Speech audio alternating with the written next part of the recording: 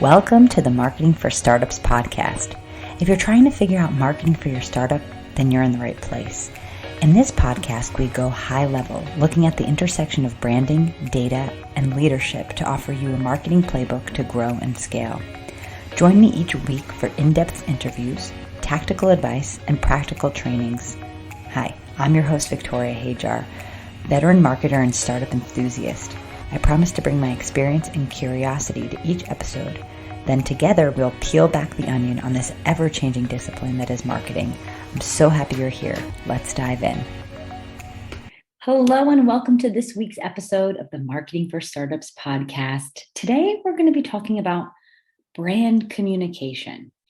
So brand communication is something that we address in depth in the Sales and Marketing Accelerator, but I wanted to pull out one particular concept today that's going to help you connect more deeply with your target client, with your target audience, and make sure that you're communicating the features and the benefits of your brand effectively in one of the most important places that you can, which is your homepage above the fold on your website.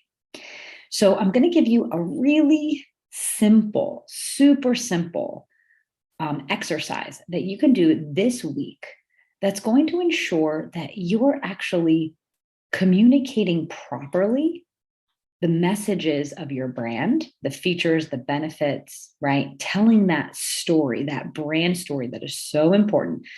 You can do this quick exercise to make sure that you're actually getting it right, okay?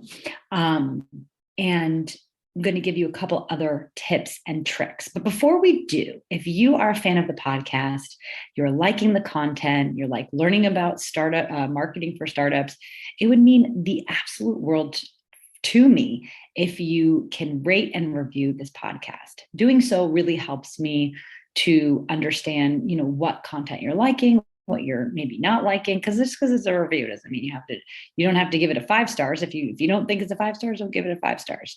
But at least doing so helps me understand what's resonating out there and how I can improve the podcast, because it's always a process of iteration and improvement. So let's get into it. So as I said, in the Sales and Marketing Accelerator, which is the year-long accelerator program that I run for female founders that are doing 6 figures in revenue and looking to get to 7, you can learn more about the accelerator at uglyventures.com/accelerator. And in it, I give away all my playbooks that I've used over the past 15 plus years to grow sales and marketing departments around the world. And one of the first modules that we run through is about brand communication, because oftentimes products, services, businesses, they fail not because the products or services are bad or they're just not what people need. Oftentimes as founders and as creators, we know what people need, right? The problem is that sometimes, more times than not, actually, people don't actually know what they really need, right? And so there's this layered communication, this layered kind of psychology that you have to go through as a founder or as a marketer or even as a sales leader, right? Is you need to kind of connect people. We'll meet people where they are, right? And then connect their idea of what they believe their problem is to what the problem really is. And oftentimes we have this kind of like curse of the expert, they call it, where we know what people really need. We know how to solve their problems, right? That's why we created our businesses, because we are intimately knowledgeable about how to solve a specific problem. And we know, how to diagnose that problem. We know what the prescription is.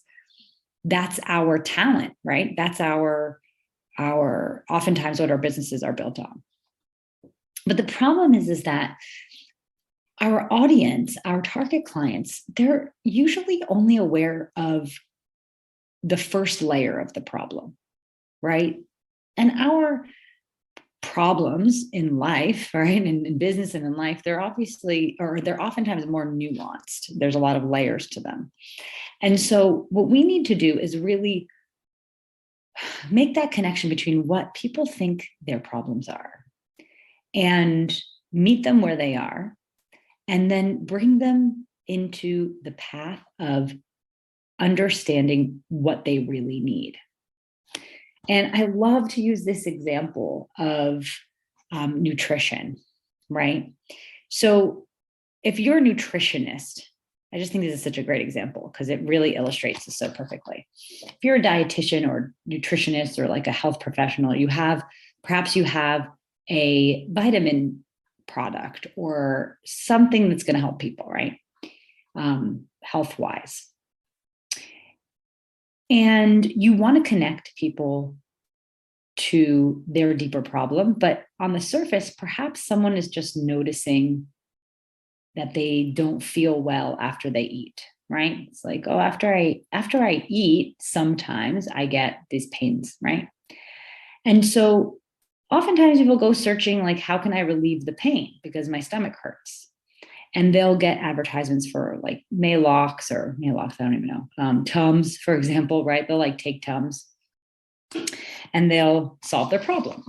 But as a dietitian, a nutritionist, or a founder of a wellness company, you know that Tums is just putting a Band-Aid on like a bigger issue, right? Tums is not going to actually fix the problem. It'll fix the problem, the immediate problem of relieving the pain after someone's eating, right? But it's actually not going to get to the root of the problem. And a lot of times our products and services get to the root of the problems. That's how we really, really help people. Tums maybe is not really, really helping people. It's just kind of relieving that pain. But the next time they eat whatever it is that's bothering them, they're going to get that same pain. So if you're a dietitian or a wellness brand or whatever, okay, well, there's some steps you can take to identify what's really wrong with you, right? What's really the disease that you're experiencing, like what is it coming from? And someone that's more knowledgeable can share those steps or deliver a product that's going to help with that root cause. So say, the root cause is digestive issues. Maybe it's an allergy, or maybe you need some gut support, your gut bacteria support. I'm not an expert in this. I don't know. I'm just using this as an example. And so what I want to show you is that it can be kind of far from your target person eating something, feeling pain after they eat and taking a Tums, and then just kind of living that way, right? Not knowing the other steps to go deeper and not really maybe paying attention to learning about it, to getting them to your product or service, which is helping them understand, okay, there could be a deeper problem. This is part of the educational content that we need to be sharing on our social and our blogs when we're creating our content strategy. I talk about moving people through the sales process, which is sort of problem aware, solution aware, and consideration. Oftentimes people just get stuck in this problem aware, right? And we have to create content that connects that problem to the solution, right? And so this is our job as brands, and communicating how our services or products help with their problems. We often have to bring them on the journey of what they think their problem is, and then what their problem really is, and how we're actually going to get to the root of the problem. And that's where I think a lot of people get stuck selling in general and making those conversions, because we communicate in a way that's too advanced, right? Because we're experts. We know the problem we're solving inside and out. We know it. We know all of the steps, the nuances, the complexities of it, but our target client often doesn't. And so what I find is really, really helpful is to take a step back and really assess, are you meeting people where they are in your communication strategy? And, are you grabbing their attention in a way that's going to entice them and invite them to learn more? Because we have to kind of hook people. This is like chocolate and broccoli scenario. So in marketing, there's this saying of, reel people in with the chocolate and then give them the broccoli, right? We kind of have to grab their attention. This is where a really good hook comes into play. A hook is just like a phrase or headline that's really going to capture people's attention. Not like clickbait, right? But one that really, touches kind of their core problem. Do we have, good enough hook available there in our branding community and marketing communication that grabs people's attention as it relates to their problem? But are we also then communicating clearly, what the next step is for that person to learn more, or how our product or service is the solution, right? And so when we're in it and we're doing it, right, we're leading our teams. And the founders that I speak to, they often don't have that marketing director or that fractional CMO on their team that's kind of leading the charge in the marketing. So you as the founder are oftentimes the one that's overseeing your social media manager, copywriter, website builder. And so it's up to you to sort of step out of your realm of knowledge, this deep realm of knowledge, and just put yourselves into the shoes of your target customer to make sure that you are communicating, speaking to them in a way that is going to be meaningful to them, right? That you're not communicating sort of the end of the story. You're communicating the beginning, middle, and end through all of the copy that you do on your website. And so the most important place for this is your homepage above the fold. When we say above the fold, this is like an old terminology that came from newspapers, actually. So, old newspapers, like physical, tangible newspapers, are folded sort of lengthwise, and then, well, it's like long ways and then widthwise, right? And when they're folded widthwise, they become these beautiful little rectangles. And that little rectangle shows everything that's above the fold in the paper. And that's actually the history of where above the fold for the homepage came from. And it really refers to, like, when you first get into the site, everything that you see without scrolling. And a Nielsen research, the Nielsen ratings research group put out a study a while back that shared how we have 50 milliseconds, so not even 1 second, to capture our audience's attention.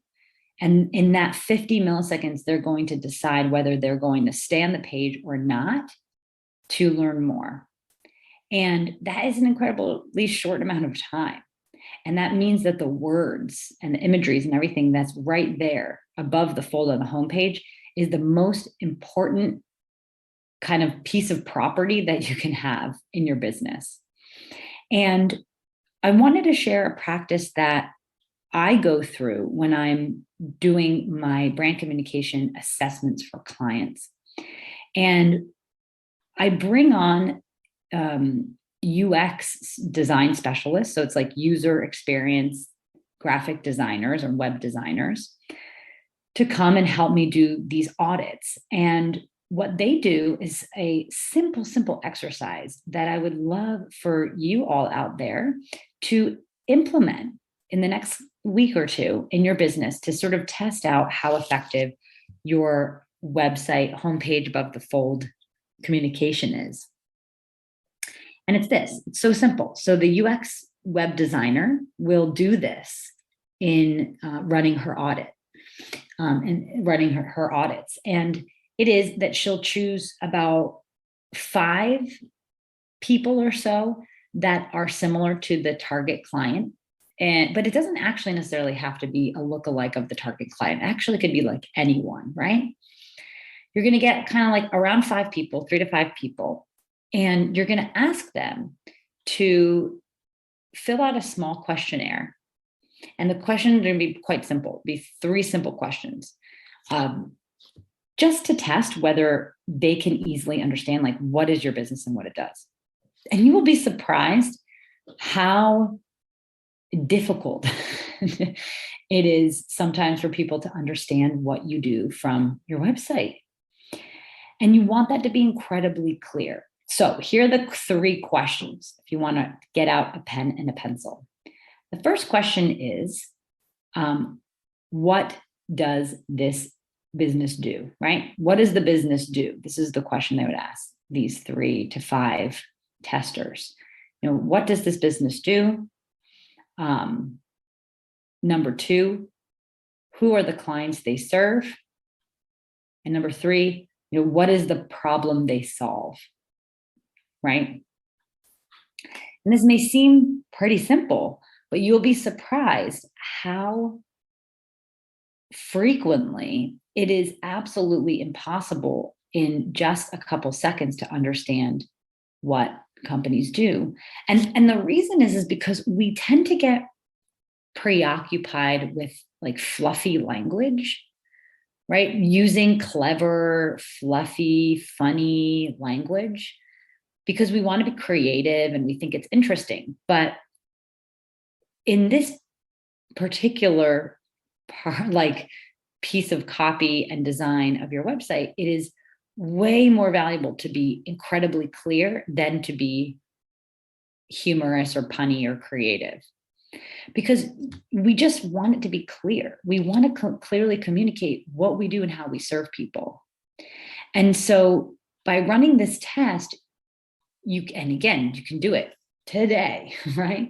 You will gain an understanding of, whether or not it's really easy to register like what you do, who's your product or service for, and what actual product or services do you have. And if you can recognize that if that's really unclear, you don't want to make your prospects like work to figure out what you do. But it is a mistake that we all do. I didn't think, it's so funny because I use Wix to create, I used to create my own website in Wix, but I have a lot of different versions. I've been doing my marketing consulting for 15 years or so. So my website 15 years ago, I was still Ugly Branding at that time. And, I had this whole narrative of the ugly duckling and all these things like transforming businesses. And I took a look at this recently because it's still kind of not active, but it's alive on the Wix, on my Wix account. And I can see like how dumb, I had a huge picture of a duck, like the ugly duckling on my homepage, and made all of these like really clever, really like beautiful copy, this telling the story of the transformation and all these things. But, no one would freaking know what I did. No one would know what I did. It was so difficult to decipher, like, well, what are the services and like, what are you actually delivering, right? And so if you look at my website now at uglyventures.com, you'll see it's super clear. It's super clear. The transformation that I'm offering, the people that I serve, the imagery shows very clearly who I serve. And it's much more inviting, right? People want to learn more because they can immediately look at that copy, that invitation, and they can decide whether it's them or not, whether it's something they need or not, right? So take these 3 questions, right? What does your business do? Who do you serve? What problem are you solving? And give it to a handful of people. And it's, of course, more useful if it's your target client, but I challenge you to like give it to your mom. Give it to your mom. See if she can figure it out. Because you want it to be like that dumb, simple, stupid, that like a 8-year-old can figure out what the company is about. And it's not because you have to, dumbing things down is not because people are dumb. It's because people are busy. People are so busy and inundated with so many messages that you're just really going to stand out. Just simple, clear, right? So people can understand how you can help them, right? If they're the right person for you. needs to be done quickly. So do this audit test, do this homepage kind of user experience 5-second test. Oh, and I should mention, it should only be 5 seconds, really, just 5 seconds. You get people on, not that 50 milliseconds, just 5 seconds is good. It's still a short amount of time, but not so stressful. 50 milliseconds, very, very short. So I call this the 5-second test. So let's get these 3 questions and get a handful of people to just take a look and see, is it clear? Is it clear and inviting what you do, who you serve, and do you want to know more? And you'll be surprised because you may feel a little bit like personally dented by people's comments because, again, oftentimes it is not clear, right? And we work so hard to make, the imagery beautiful and the copy really creative and snazzy.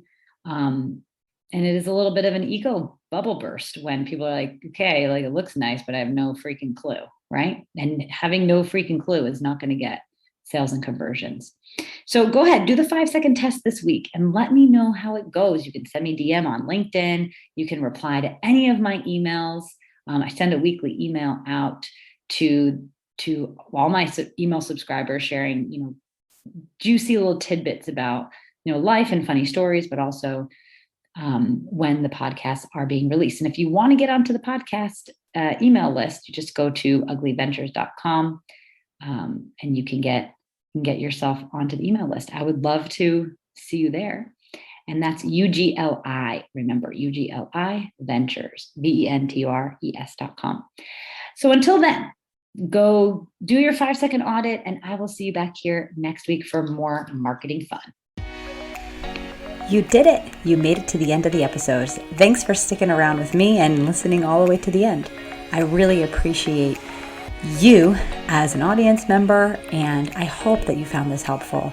If you did like this episode, it would mean so much to me if you subscribed, if you rate and review this podcast. It helps other people know that this podcast has something worth saying.